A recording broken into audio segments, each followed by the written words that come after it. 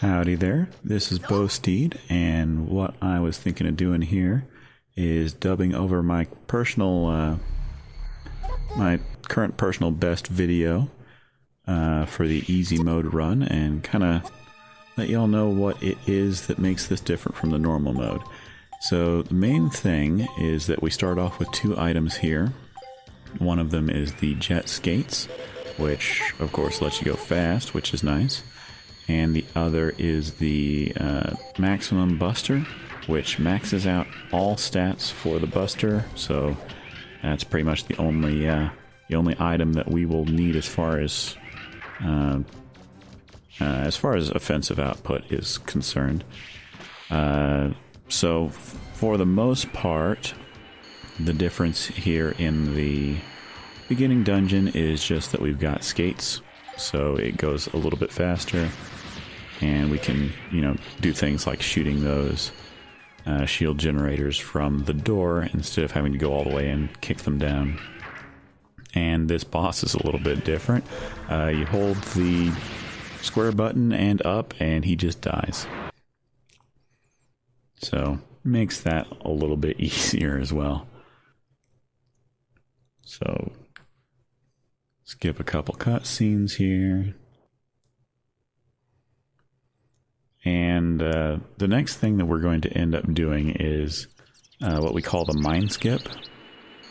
It's one of the largest route differences between easy mode and the normal mode, since we completely skip getting the mine, as the name would suggest, the splash mine that we use a lot in normal mode. It's one of the main ways we kill bosses in that particular version, but using a glitch we can get past it so that we don't need it at all. Sure, lady, we'll save your husband. We're never gonna save her husband. He'll be fine, I'm sure. So the main way that this works is that when you are in the middle of taking damage, particularly from like an explosion or something that has a significant amount of knockback, if you change out your buster parts, or like equip or unequip it, then it will reset the damage so you can take more knockback. Kind of put you back at a neutral state. So what we do here is manipulate these Zako bonds so that the ones on top are spinning, and then the one on bottom shoots a grenade at you. You explode your way up there. It's a little bit of RNG, since you do need the two up top to notice you and spin right as you are getting launched up there. It is theoretically possible to get knocked all the way up with just the grenade explosion, but it's pretty much frame perfect and nobody actually really does it. It's much better to just have the ones on top spin, and they can give you a little bit of an extra boost so you can actually get up there. That cutscene gets a little bit confused, the Tron Bond cutscene, because we are coming out of the sewers instead of the door like you're normally supposed to be doing, but not too bad. And again, jet skates makes all of this a lot faster. I should have skipped that cutscene sooner, but it's no big deal. We are still playing on the English version, so we are still going to treat this dog as he deserves to be treated. If I can actually land a kick. He knows what he did.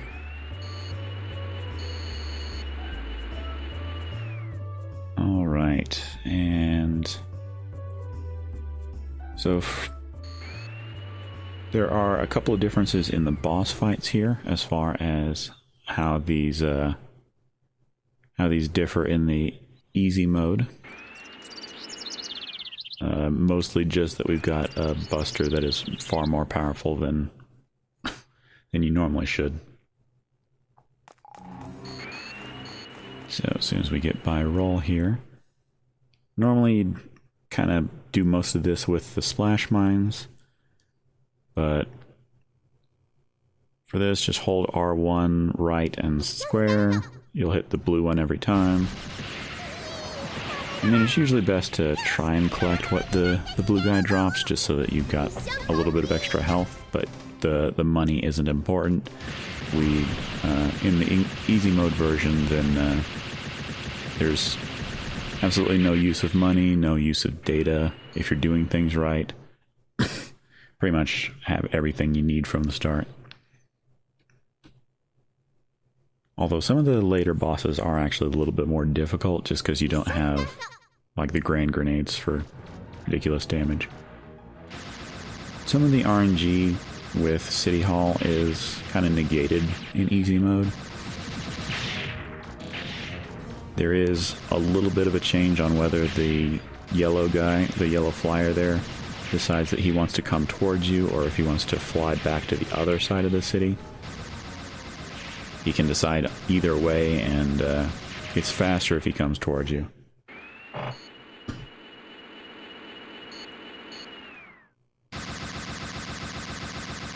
Need to work in a little bit of dank mode somewhere. So I just shoot the news airship. Also Bon, it doesn't matter whether he shoots missiles or claps to begin with. Either way, he goes down easily, which is another nice part of easy mode.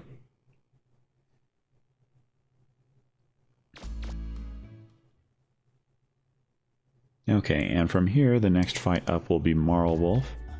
This one also has a fairly significantly different strategy as far as how I'm going to kill him. Rather than jumping up on top, and in normal mode, you would typically jump on top and launch a bunch of grenades right into, well, splash mines right into the open door. But instead, what we are going to do is kind of kill him more or less from ground level. Just because it makes it that much faster. We've got the range, we've got the power.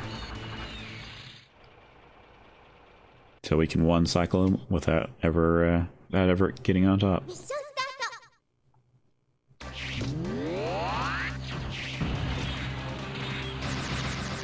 And there we go, line that up, and he's already dead. Pretty much deciding we're going to have nothing to do with that boss whatsoever.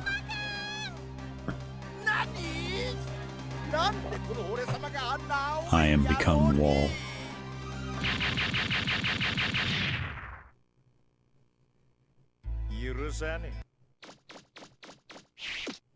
Okay, and from here, kind of standard for a little while.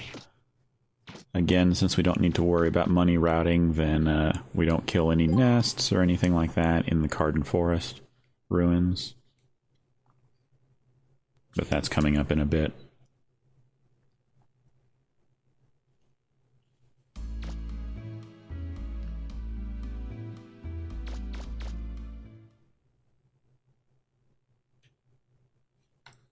First, we've got to talk to Roll, and the support car is now all fixed up.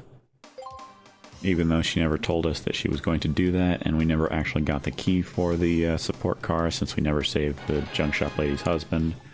But, you know, here's the support car. It's fine.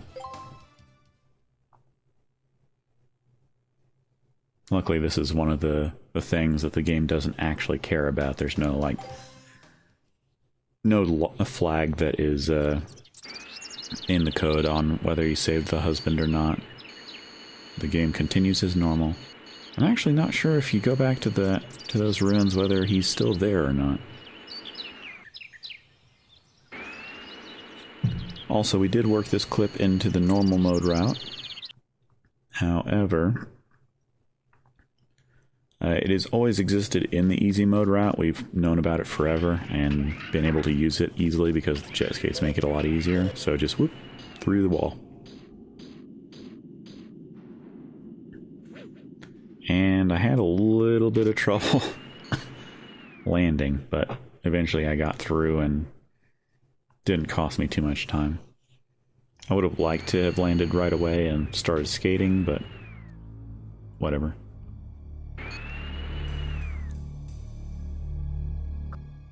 Rather than jumping over the cutscene triggers, I just skate right through them.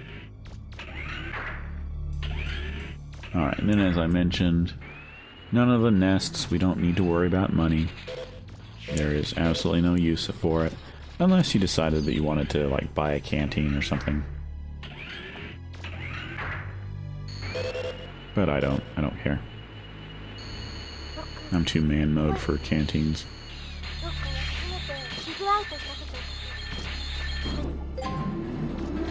Skating makes that first trip a little bit faster. Still kill these guys mostly so that they don't blow me up, but also because I've got nothing better to do until the chest gets here.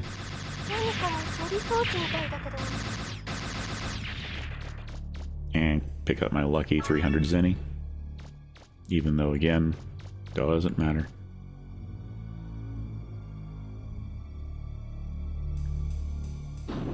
And just wait for the chest. It'll get here eventually. There we go.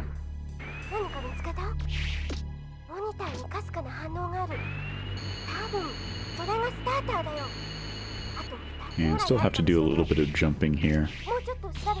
And have my little heart attacks every time. Because it is far too easy to fall off those darn things. Not sure if it's faster to skate to that chest or run to it. I should test that out a little bit, but it seems fine to just run to it, and makes it a little bit easier to line yourself up to grab it. Went a little bit slow around that corner, just because I have too many runs where I miss picking up that key.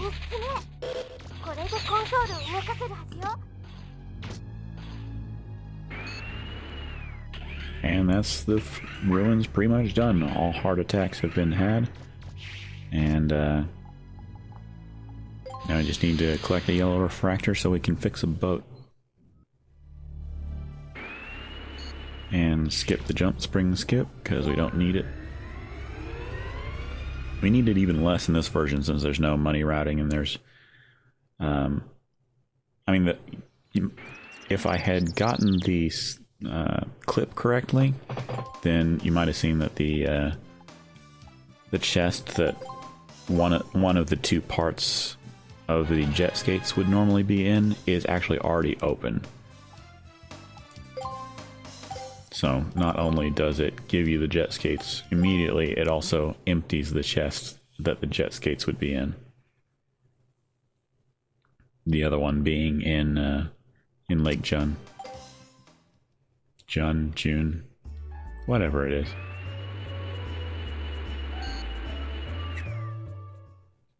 And since there's no need for shopping, we just go straight to the lake.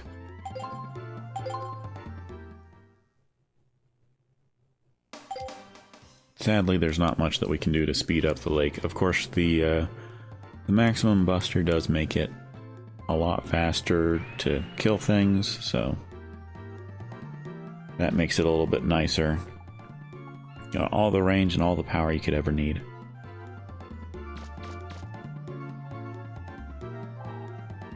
Plus, since the maximum buster maxes all skills, that means maximum shot speed and energy as well.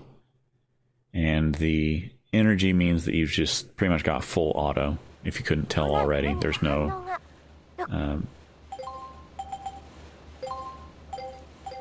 pause between volleys of shots. Just hold down the gun and it's like a fire hose of damage. I think it is still possible, if you were to stutter shoot, to actually get a little bit of a faster shot rate with super stuttering. It's not really worth it, and I could be completely making that up at this point. but that's what I remember at least. Because I'm pretty sure the super stutter makes it faster.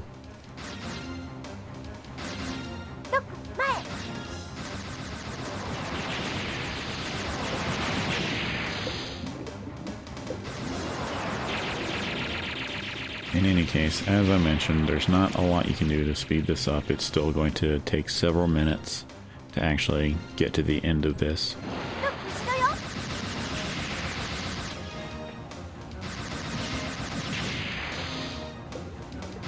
So that's where I kind of just add to the music a little bit, because I've got nothing better to do.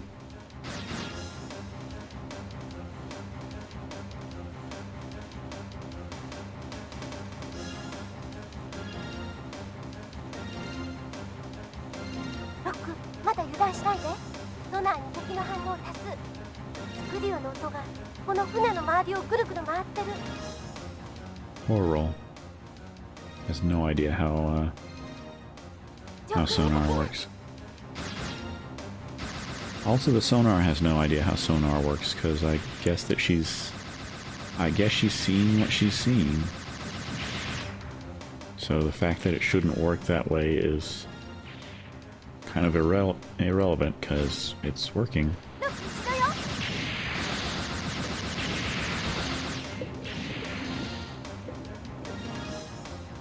And for anybody who doesn't know what I'm talking about, she says that she sees a number of blips on her sonar, and then a bunch of airships fly in. And of course, sonar is underwater.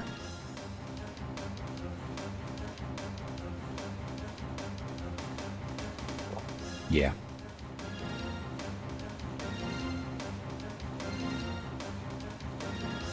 Again, a nice part of having a maximum buster is you've got the range to hit things like those three over there. Normally you wouldn't be able to do much about them.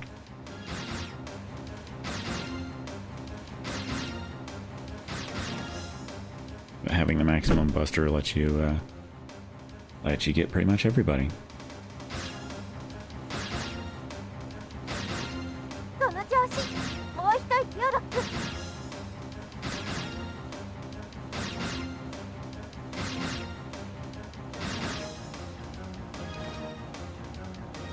And the boat section isn't quite so brain dead that you could completely ignore everything. You don't have to kill all the boats. You can. I do. Just for giggles, but it doesn't really make any difference as long as you shoot down the missiles that the yellow ones shoot and blow up the torpedoes that the red ones shoot. Then it's all good either way.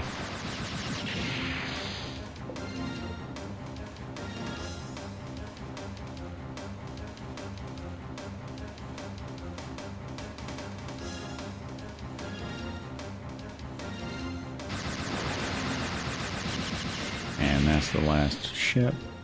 So we are almost on to Balkanjarat. So this fight also becomes a little bit different, since instead of aiming for the one cycle, the Sonic as we call it in the normal mode, sniper unit one cycle, we can actually aim for a 0 cycle, in which we kill both arms and both cannons before he even rotates all the way around the first time, and save even more time.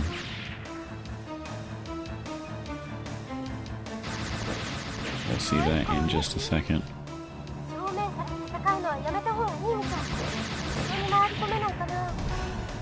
First we've got to float around a little bit and kind of discover how completely outgunned we are. Which I don't entirely understand, because theoretically we should be able to do damage to this twerp. I mean, his arms are right there, why can't we just shoot him a couple times? It would certainly make the one cycle easier.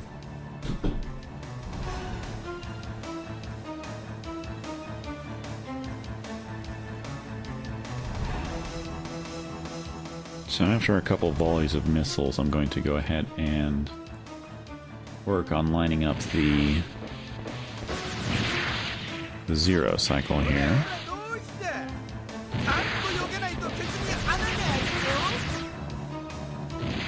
I've got my particular visual aids that kind of get me where I need to go. Everyone has something that's a little bit different. But get a couple shots on the back arm, and then blow up both the cannons, blow up the left arm, and then the right one. And as long as he hasn't done his second slap, then he will still be able to be hit.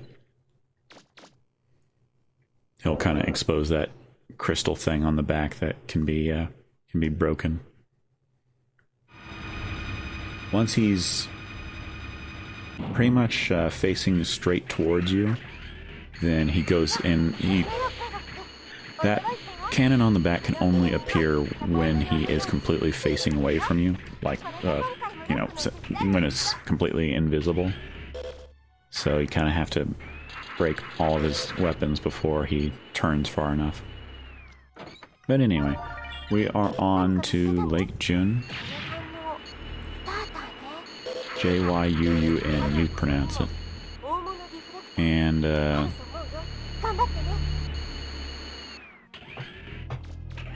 there isn't a whole lot that's different.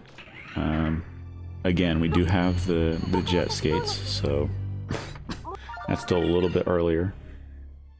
And here comes my favorite trick, the one that I discovered, the bow skate. Yeah! By releasing the skate button just as you're falling, and then continuing to move, then you kind of store the ability to skate the instant you jump up and land and skate immediately. It's a minor trick. It saves like, I don't know, a third of a second. But I found it. Kind of. I mean, everybody had seen that it had happened before, and Furry's the one that actually figured out how it works, but whatever, it's my little claim to fame.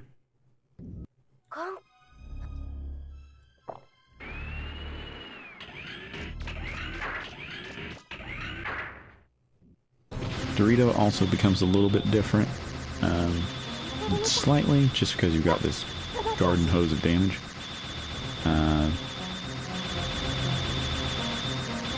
That noise is really obnoxious, I'm sorry.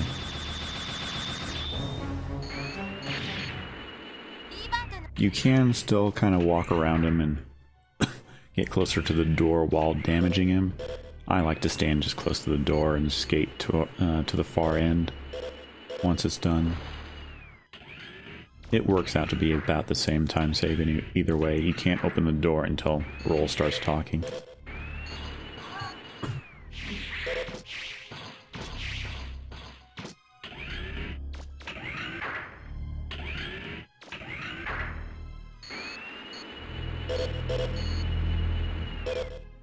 And now you just got to leave and hope to not get hit by red Zakobans. I don't know if they've got a specific name or not. And actually made it out clean. I still should practice the special elevator. But I just jump onto it and hit the button. Easier to just do it a simple way. And the special elevator doesn't really save that much time anyway.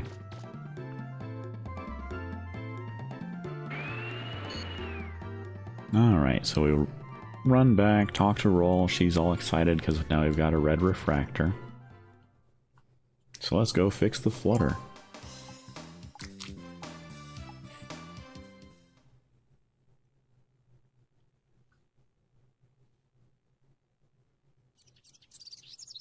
Flutter's fixed.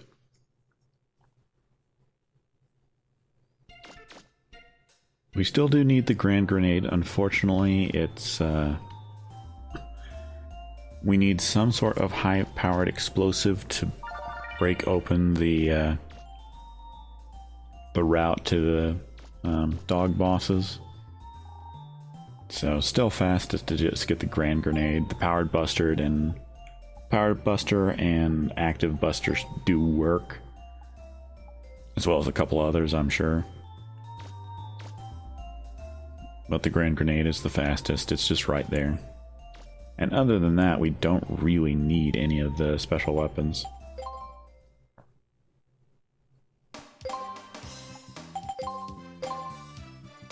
If only we could figure out a way to get to the dogs without any sort of explosion. Things would be so much better. Cut off so much time.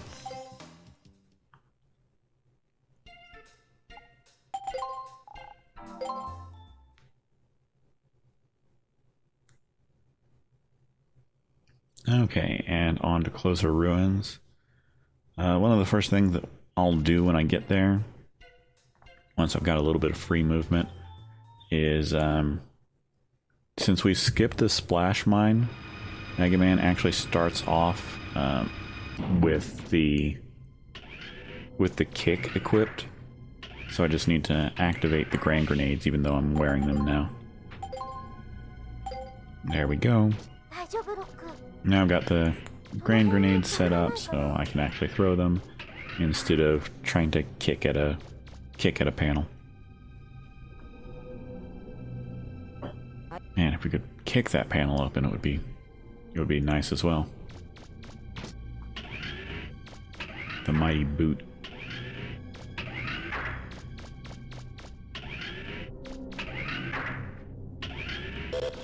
Things are kind of starting to become a little bit more like the normal mode route at this point, since by now we would have the jet skates. They would have been built at the same time as the Grand Grenade when we were back in the dev room back then.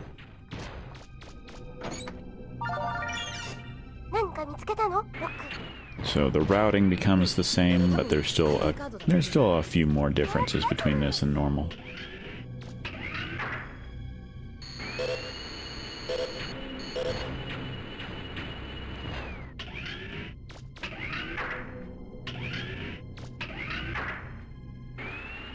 The main ones, you know, of course, are boss fights, and skipping a few things like the bank robbery doesn't happen.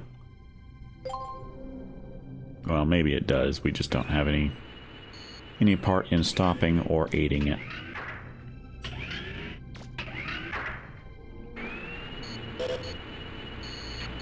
Excuse me, pardon me. Nope, out of my way. Okay, so the one route required grenade right there. The rest are optional. The grenade does still do more like damage per second than the maximum buster, and in fact, this route actually makes Juno a little bit harder, just because we don't have quite the same amount of damage output as a fully upgraded Grand Grenade. But it doesn't make it like faster to try and upgrade it. The bank robbery and the dev room time would still be more time overall. So doggy's down.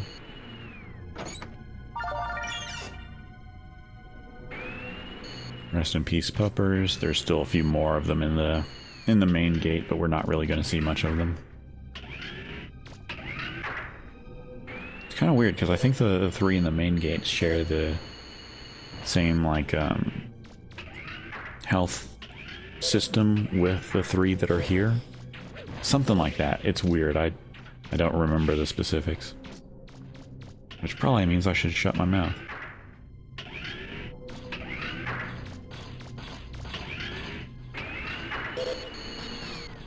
I remember we were kind of playing around with glitches and stuff, and the health from the 3 dogs in Closer was active, and as soon as the 3 in the main gate popped up, then their health bars started working for that.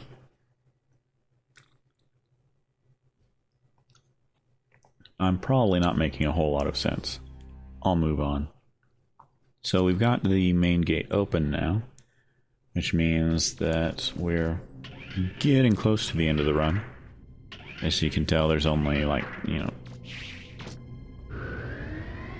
only a good 10 minutes, 10 to 15 minutes left of the run.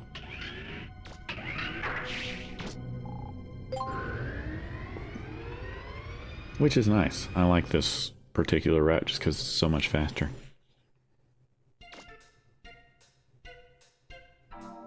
Three-quarters of an hour is pretty normal for a run. For a good run. It can be kind of hard to set up the run sometimes just because of the mind skip earlier on. But overall, a faster run. So here's another wonderful aspect of the easy mode route, is that the Gesellschaft fight becomes completely easy. Negated entirely. If anyone is familiar with the normal mode route, then normally what you'd have to do is count your shots, make sure that you are hitting each wing the exact number of times, and do as much damage as quick as you can, and move on to the next wing, get both of them down, try and get as much damage, well, get one down, get the bottom taken care of, and then finish off the last wing. But here in easy mode, just spray and pray.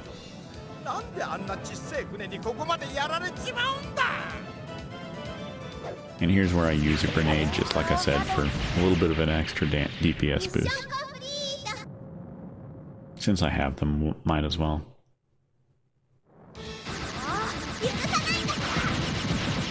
And here's one of my regrets of this run. I thought I had done enough damage to the Focke-Wulf to shoot it down, but I stopped aiming at it a little bit early to try and avoid getting damaged by the missiles, and ended up losing some time. Whoops. It didn't actually end up hurting that badly. I mean, 4 seconds sucks, but could be much worse.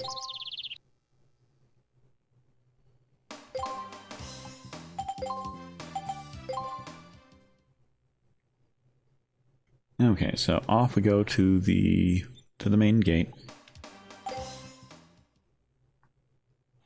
Hello, kitty. We're not going to be taking you home today. Sorry.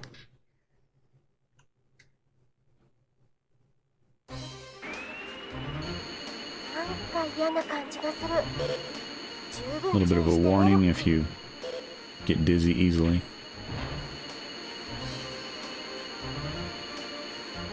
Also that screeching noise.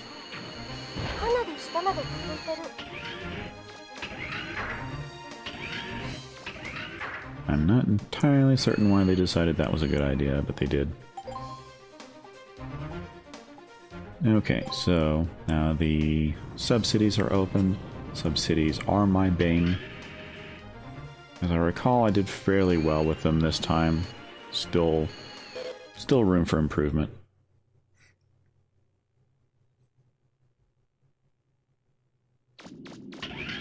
But first we've got to take down Bruno.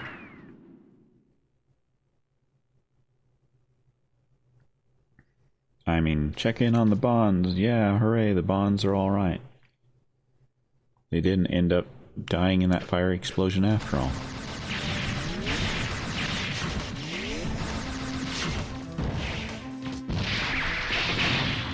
Got clipped by that missile, which threw off my intention of hitting him in the spine with a couple of grenades. So instead I had to make do. Glad I didn't get hit by that first ball. I would normally dodge roll just to be sure. Auto aim, please. And I'll go check out my mystery explosions. I still don't entirely understand what the deal with those things are.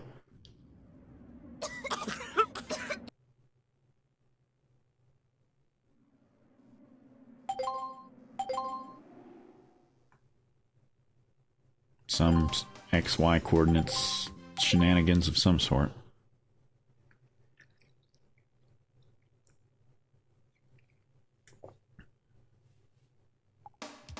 But as I mentioned, here's where we skip the bank robbery because we don't need the money, because we don't need to upgrade the grand grenade, and instead head straight to the sub-cities. The order we do this in is the downtown, the uptown, and then the old city. There have been a couple of changes as far as that routing is concerned. You know, whether it was faster to just do the old city while we were there, and then move on to the other two and skate down the main gate again.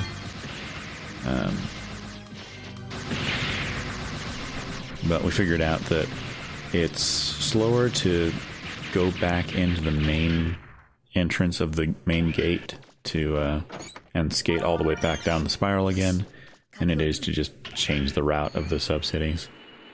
So this is the order that we currently believe is the fastest one. So from as soon as we beat Bruno, we support car to downtown. There's me forgetting that we just skate over to uptown.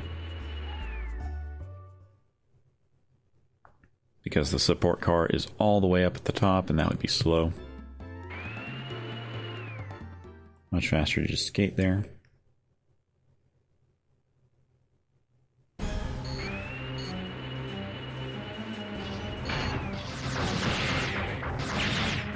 And sadly, still not much we can do to make this boss faster. He's just pokey gonna poke.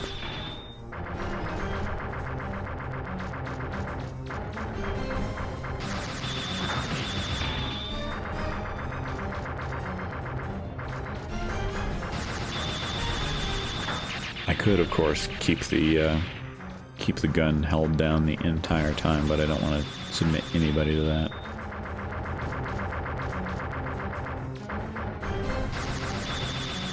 There is still a little bit of a trick on forcing the auto aim to work for you, just because the hitbox for his back end is kind of specific. So, still kind of want to try and be directly behind him as much as possible, just so that the shots don't blink off the sides.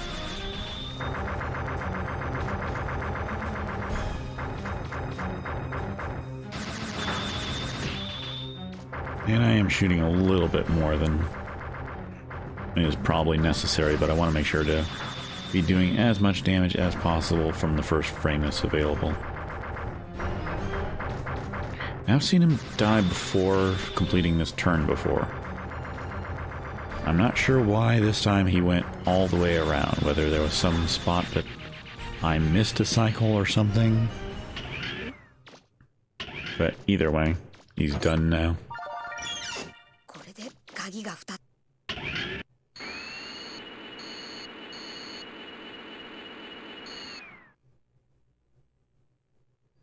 And the splits continue to look pretty charming because my run before this was really terrible in the sub-cities. Not that this one is that much better, but it's still better.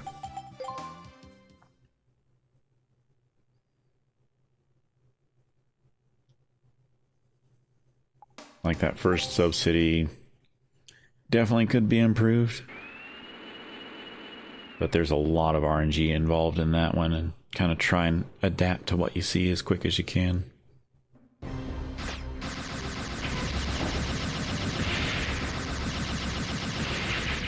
This one is far less RNG.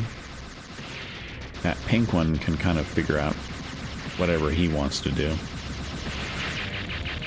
So you have to adapt for him. But there are a couple of time losses here. Like not getting that guy on the first jump. But most of those are my fault.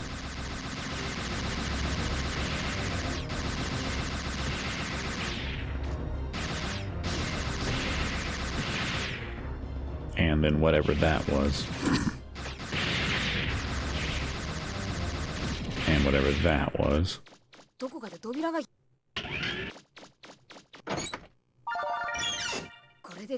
And I'm going to start losing a little bit of time here.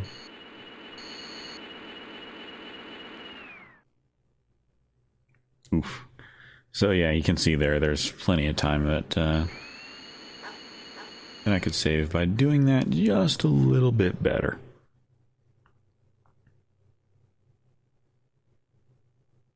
But now the only task left is to go down to the bottom, open the 3 doors, and beat Juno. There's a dog there, we're ignoring him. Dogs and hippos, the themes of this particular Mega Man game. More accurately, hippos and dog abuse, apparently. Ah, clipped that guy.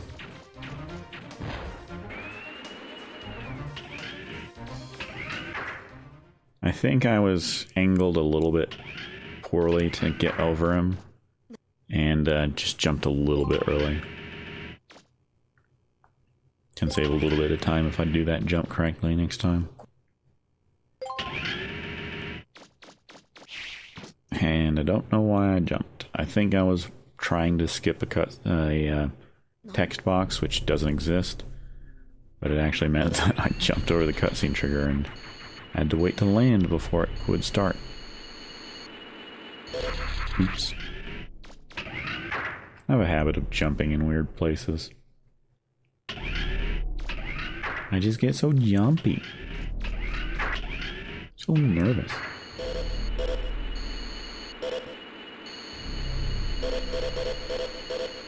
Okay, and here we are on to Juno. Like I said, this is the boss that really suffers. Bruno and Juno both kind of suffer from the lack of grand grenades.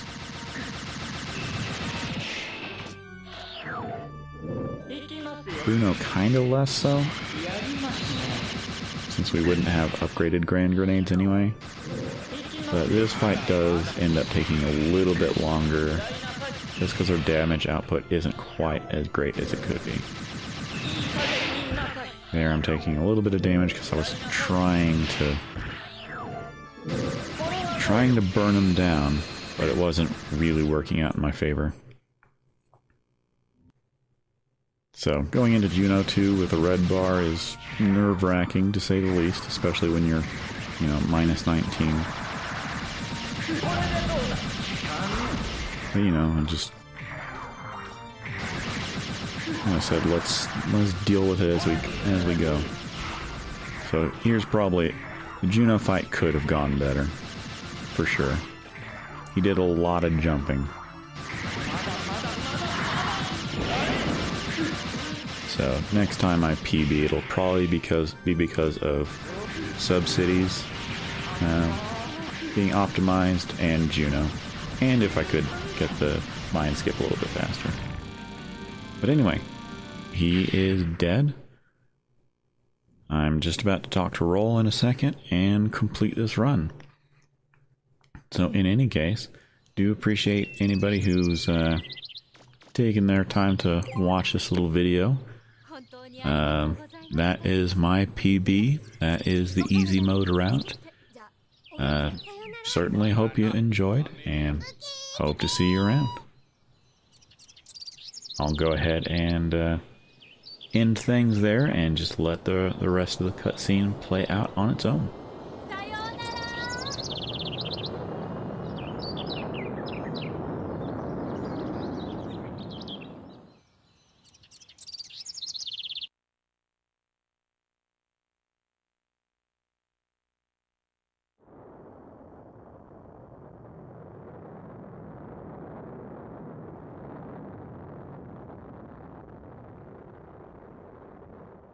局大いなる遺産やロールちゃんのお父さんお母さんの手がかり見つからなかったね。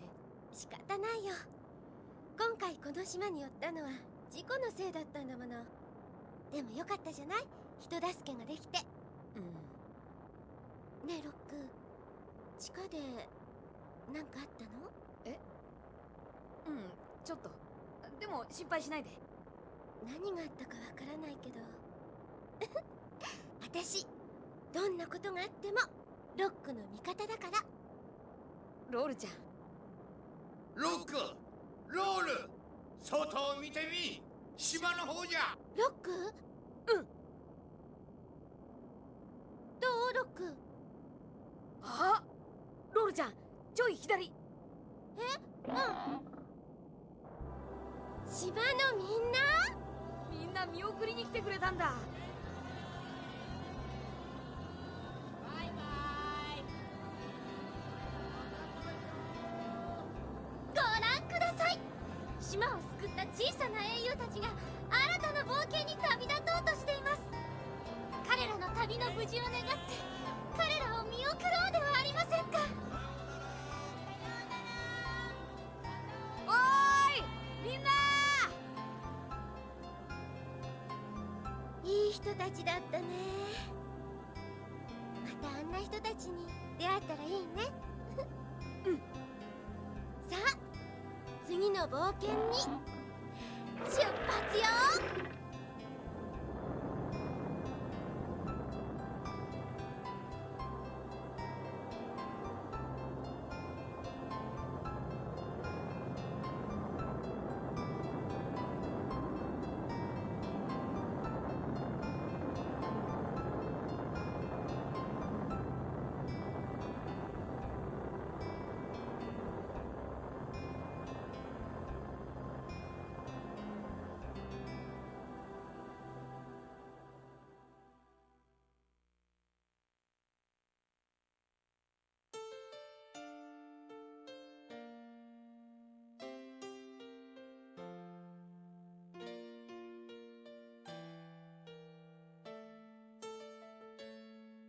見えない涙をいつも流してた。あなたの目を見るだけでわかる。声にならないその胸の痛みを私の中で癒してあげたい。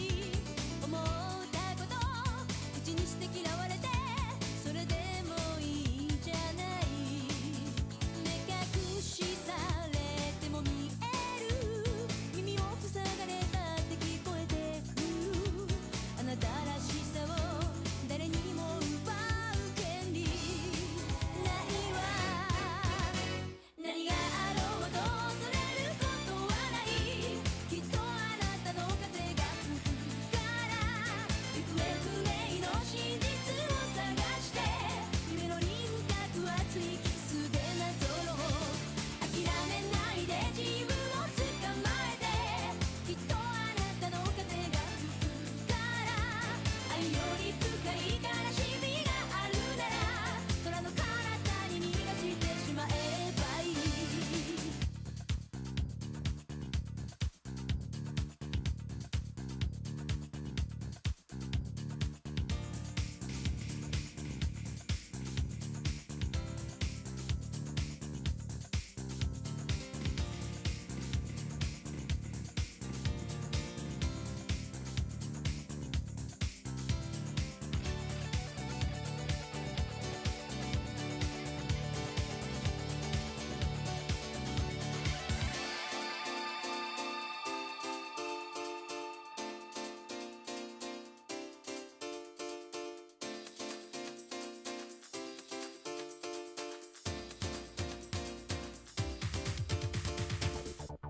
ためらわないで自分を信じたらきっとあなたの風が吹くからうごれさえも大切な才能明日の天気も今日のあなた次第何があろうと恐れることはないきっとあなたの風が吹くから行方不明の真実を探して夢の輪郭熱いキスでなぞろう諦めないで自由を捕まえてきっとあなたの風が吹くから愛より深い悲しみがあるなら空の彼方に逃がしてしまえばいい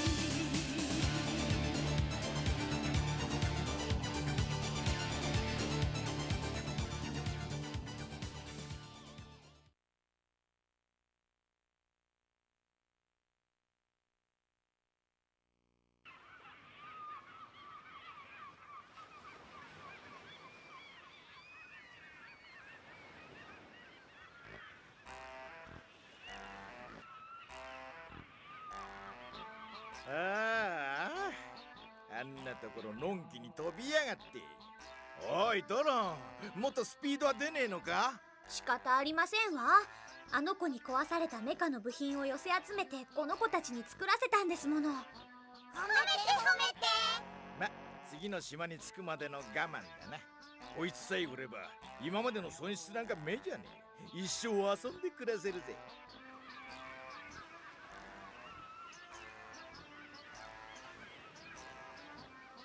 偶然迷い込んだ部屋にあんなでっかいリフレクターがあるとはな。やっぱり最後に笑うのは俺たちだったな。